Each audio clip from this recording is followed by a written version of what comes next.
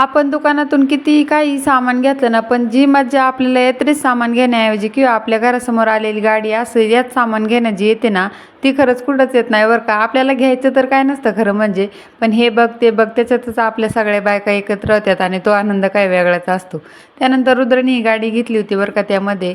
आणि मी तर बघा आज किती दिवसातून मला भेटली, त्यामुळे मी काय तिला आज सोडतच नव्हते, पण ती काय सारखी बाहेर बाहेर पळत होती. त्यानंतर मग व्हिडिओ डायरेक्ट संध्याकाळीच कंटिन्यू केला. मी ज्यावेळेला आज कढी भात बनवला होता, पण साहेबांना आज मॅगी खायची होती, त्यामुळे अगोदर त्यांनी मॅगी खाल्ली. त्यानंतर आम्ही जेवण केलं आणि मला आहे ना आज खरंच काहीच मूड नाही राहिला व्हिडिओ बनवायला. त्याचं कारण आहे ना मी तुम्हाला आज सांगते. मी जे कुल्फी बनवली होती ना त्या दिवशी, ती अजिबात म्हणजे व्यवस्थित सेटच नाही झाली बरं का.